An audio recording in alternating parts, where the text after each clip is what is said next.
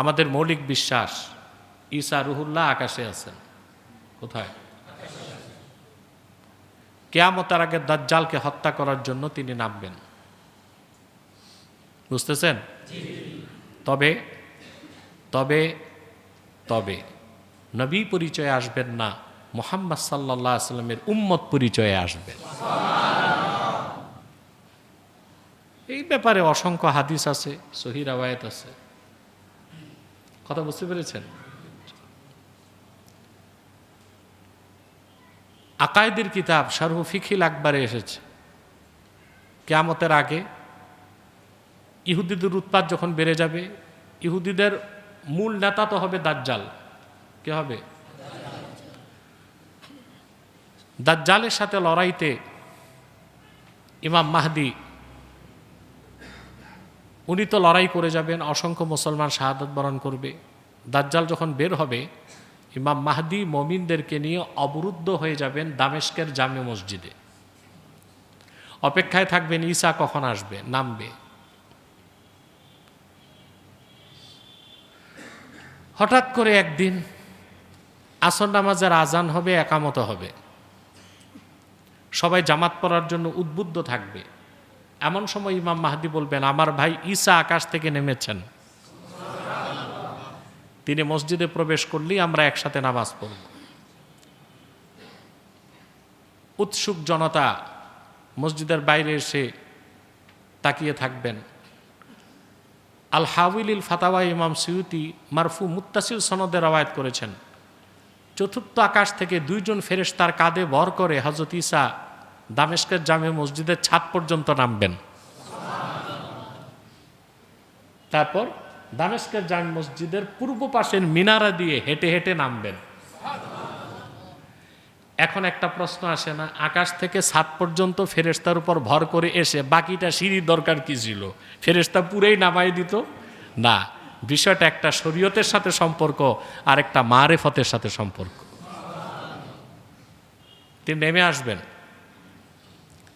ফায়ুশিরুল মাহদি ইলা ঈসা ইবনে মারইয়ামা বিত্তাকাদ্দুম। ইমাম মাহদি হযরত ঈসাকে ইঙ্গিত করে বলবেন, আজান হয়েছে, একামত হয়ে গেছে, আপনি নামাজ পড়ান। হযরত ঈসা নামাজ পড়াবেন না, বরং তিনি নামাজ পড়াতে বলবেন ইমাম মাহদিকে। কেন? মোল্লা আলী কারি জবাব লিখেছেন, ফায়াক্তাদি বিহি লিয়াজহরা মুতাবিআতা নাবিয়িনা মুহাম্মদ সাল্লাল্লাহু আলাইহি ওয়াসাল্লাম। সুবহানাল্লাহ। লিয়ুজহিরা মুতাবিআতা নাবিয়িনা মুহাম্মদ সাল্লাল্লাহু আলাইহি ওয়াসাল্লাম।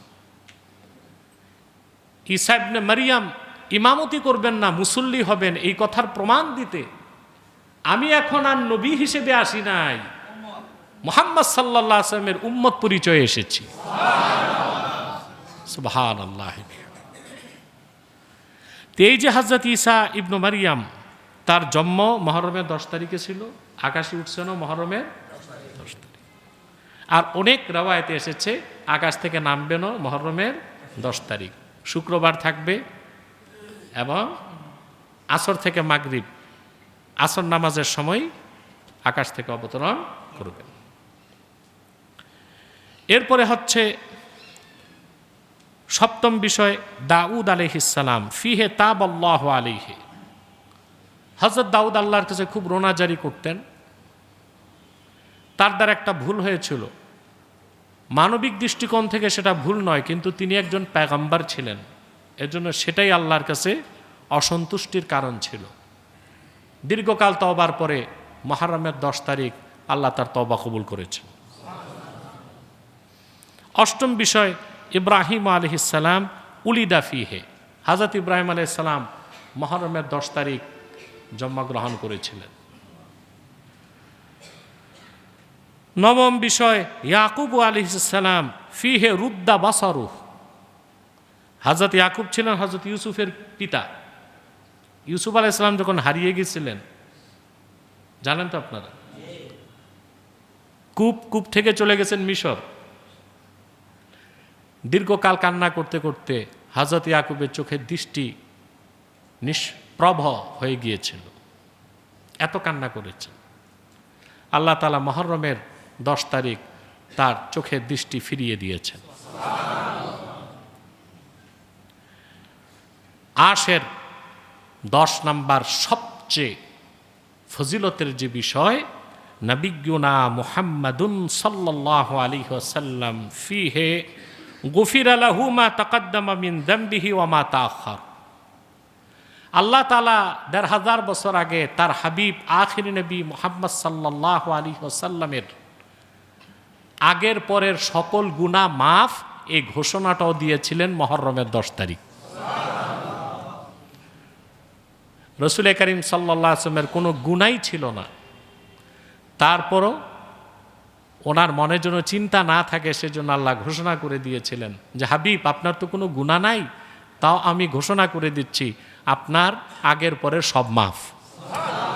সুবহানাল্লাহ।